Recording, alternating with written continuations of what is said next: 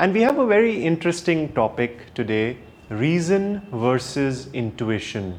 You know, the desire to receive answers which are true, and you know, where there is no room for, like Swami says, doubt, reasonable doubts. You know, so how do we tap into that intuition? And what is intuition?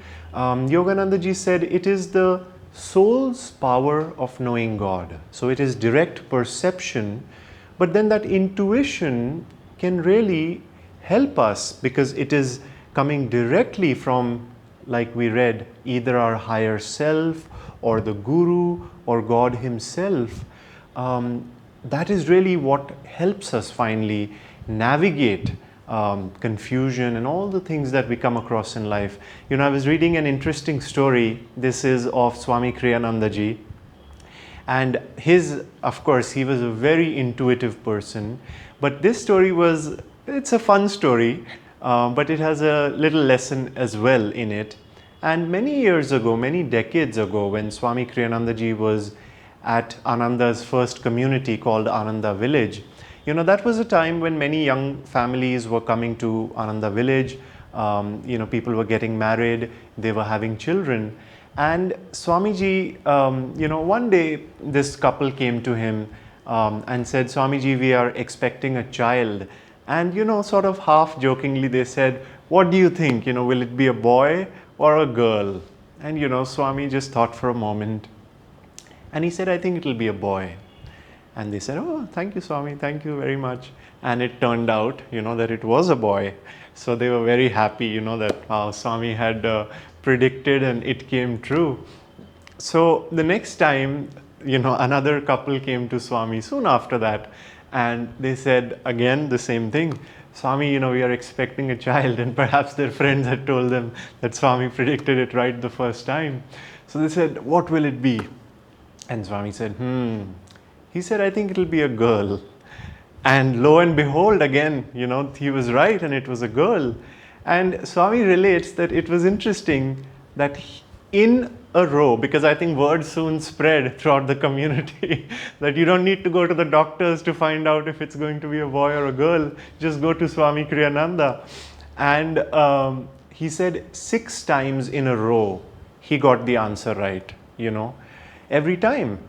But he said it got to a point where then it just became, you know, a fad. Let's go to Swamiji. And that's when he just decided inwardly he wanted to stop that. Because Swami said that, he said, intuition is very important, you know, for us to see a proof of intuition that comes to us. But he says, and this is very important, he says what is important is the experience and not experiences. Very interesting distinction, which is to say the experience of intuition, because it can really help us in our life in practical ways. That is important because from that experience we can see, this is what intuition looks like. This is what higher guidance looks like. But if we get into, you know, which all too often, you know, people do get into, you know, my intuition tells me this, and it just becomes a, you know, just a game. So he makes that distinction. Experience is important, but not really, you know, going into experiences. I had a very fun experience, I should say, recently as well. 2 things actually. One of them which really surprised me, startled me, because like Swami says, you know, it's not very often, at least I think for men, women seem to be more intuitive or in touch more easily with their intuitive faculty. That, you know, we feel intuition. And so one time, very recently, you know, I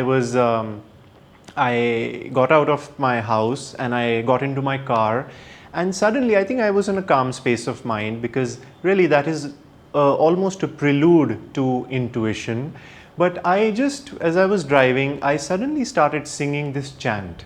And it's a Bengali chant that Swami Kriyananda ji has sang, but it's not that one that we often hear or even sing. But I don't know why, for what reason, related to the Divine Mother, it just came to my mind.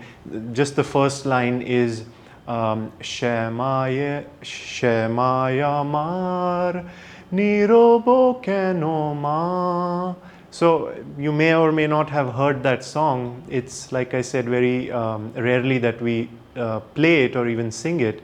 So this word came to my mind, this phrase, and I started singing it, but I couldn't remember the next few lines.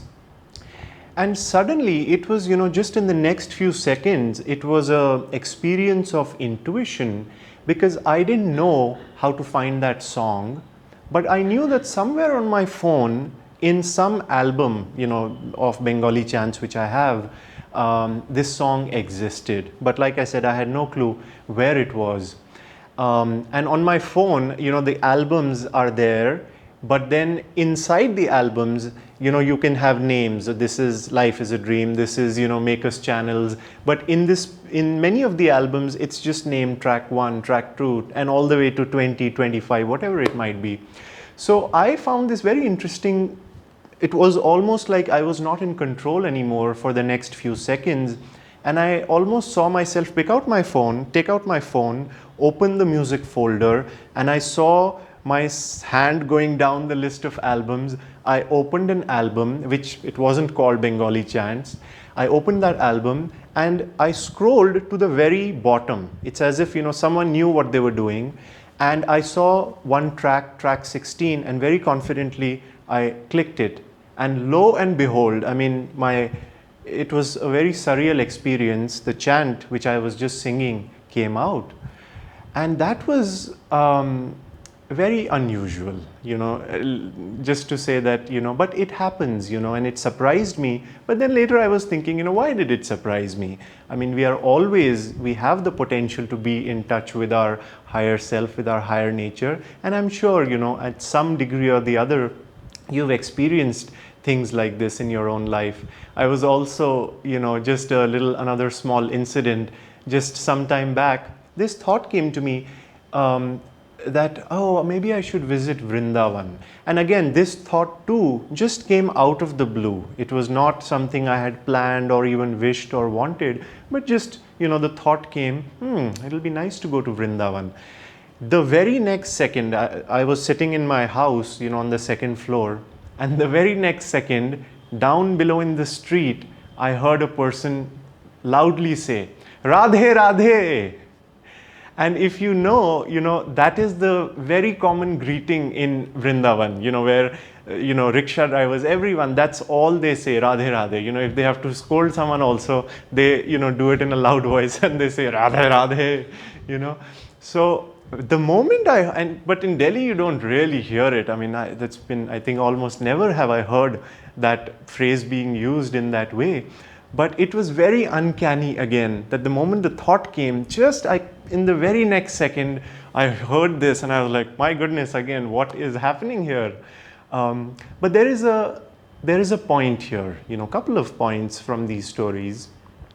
One is, because this is our topic for today, reason versus intuition. Many times when we need answers in life, when we are faced with a dilemma, when we want to take a decision, we rely too much on our reasoning faculty. We start overthinking about it, agonizing about it. Should I do this, that? And like Swami says, often those thoughts are vitalized by emotions. And that itself is a danger sign that, your ability to receive an intuitive answer is blocked by those emotions, by your desires. And often you will find that, true inspiration, true intuitive perceptions will come just like that, like I described, out of the blue. They may not be in your mind. And, and the important thing is, they come from a calm space. And this is the important thing, that they don't come out of your wishes and desires. They just suddenly come out of calmness, and you can receive them, you can think about them. And like Swami says, then you can choose to act on them. So remember this always, that intuition comes from within, it comes from calmness. And how do we develop intuition? Because we all want it, and I have so many times in my life, these were some stories I said of intuition perhaps that was, sprouting or working in my favor. But so many times in my life, I have been led astray by reason, this the mind which convinces us to our core, this is what I have to do, and it's so often wrong. And so why does that happen? It happens because reason is really, it's treacherous, it's blind. And on our path, we talk about how reason follows feeling. And this is a very important concept for us if we want to understand why our answers cannot come from our thoughts, from our reasoning faculty. And the reason is that it all depends on our feeling. And when I use the term feeling, I don't mean pure feelings, but often, like Patanjali uses the term chitta, agitated feeling, likes and dislikes, desires of the heart. So often any reasoning that you do really on a subconscious level is coming from first your desires. So let's say if I like someone, if I, let's say, like a friend of mine, and I, for whatever, they may have many flaws in them, but you know how it is, you just like them, you love them, you have a bias towards them. And if someone comes along and tells me, hey Gaurav, I've heard, this person has this really serious flaw and something, which they should be aware of, you should be aware of. Now, if I am biased, like I said, if those feelings of the heart are strong, those likes and dislikes, then I may just totally ignore what that person is telling me about this friend of mine, you see, of course, naturally, because there is an inherent bias. And then no matter what they say, even reason is going to support my biased feeling. And it'll come up with all the reasons to argue with this person, to say, no, why they are not the way you're describing them, and they're very good and they're so honorable. I've never seen them display those flaws. Whereas the truth of the matter might be that they very well have those things. And this is just a small example, you can see it in your own life as well, that our reason, our ability to discriminate is clouded by the clouded feelings of the heart. And so that's why Swami says to be calm and objective is very important. And how do we do that? The very first thing Yogananda ji recommended when you want to develop intuition, he said that after meditation, we practice our techniques of meditation. He said, sit for a long time after meditation. So once you've done the techniques, he said, spend time sitting in the silence, gazing at this point between the eyebrows, the spiritual eye. And why is this important? It leads to intuition developing within you for sure. But I was thinking about it a little bit, that why did he say that? One reason very obviously is that, when we have practiced a technique of meditation and then we have stopped practicing it, we are in an uplifted state. And especially with something like Kriya Yoga, which perhaps many of us practice, what we do is that we are, through the technique, we are calming the chitta, the heart's feelings. We are working with energy to calm the chitta, to calm the mind. And like I said, those are the two very obstacles that come in our way in order for us to receive intuition. And so when we practice a technique which is working directly, on those two aspects of our nature, to still them, to calm them, then when you sit, having put them out of the way, and then when you sit in a receptive frame of mind, gazing, like I said, at this point, you are very likely to receive superconscious inspiration from your higher self, from your soul. And also, Yogananda ji said thoughts, what did he say? He said thoughts are universally rooted, not individually. So we don't create our thoughts, but we receive them depending on our level of vibration, isn't that? So what happens again when we have meditated, when we have raised our energy, we are feeling uplifted, and in that uplifted state we cannot but draw uplifted thoughts from around us, from the universe, from our higher self. So keep that in mind, that as much as you can after meditation, take the time to sit very still, to concentrate here at the spiritual eye. And Swami also says, he says, especially after something like Kriya Yoga, he said your tendencies, he said your vrittis, he said your restlessness, the seeds of restlessness, he said they're roasted, as we may have heard at this point, in the fires of devotion and the energy at this point. He gave an interesting example. He said, think of a fish out of water. He said, if you put a fish out of water, it just, it struggles for air, for water. And if you let that fish be out of water for too long, what happens? Well, it suffocates and it dies, isn't it? And so Swami uses the same analogy that when we have done a technique of meditation and after that we just sit gazing at this point, he said all the tendency, all the vrittis and those restless seeds that we have brought up and offered at this point, if you sit there long enough, what happens is, he said, they suffocate. They have no means of expression outwardly because you're refusing to, budge. And in this fire, in this divine fire, they simply evaporate, they roast, they suffocate because they don't receive any more stimulation. And when that happens, again, like I said, it opens a doorway for intuitive perception to pour into our souls in that calm state. So keep that in mind.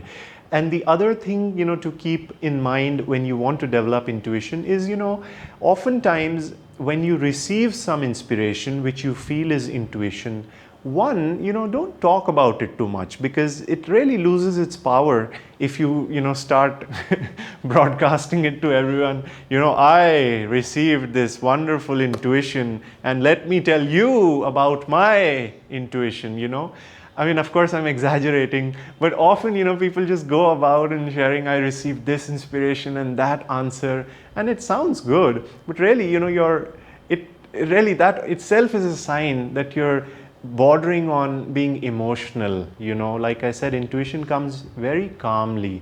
And so hold on to your inspiration, hold on to your intuition, you will increase its power. And secondly, in order to test whether it is right intuition or not, many times I have seen it always helps to check with others, check with friends, or even, check with people who are wiser than yourself. And again, I can't tell you how many times I have felt that I feel some guidance, but then when I checked that guidance with, let's say, friends or people wiser than me, they just pointed out how wrong I was in that thinking or that feeling, like I mentioned, that I was feeling.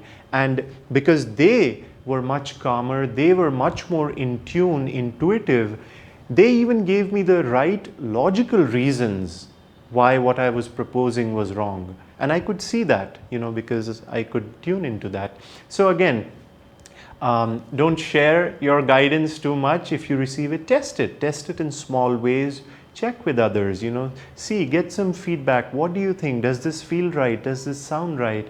And finally, just have the courage. Many times, we receive guidance, but we don't we don't have the courage to follow through. I've also found sometimes, that I receive an intuitive guidance, perception, thought, and in that moment it is fine, maybe because I'm uplifted, but what happens is later on in the days, weeks to come, there is a part of me which is also resisting that, and this is very natural. And why is that?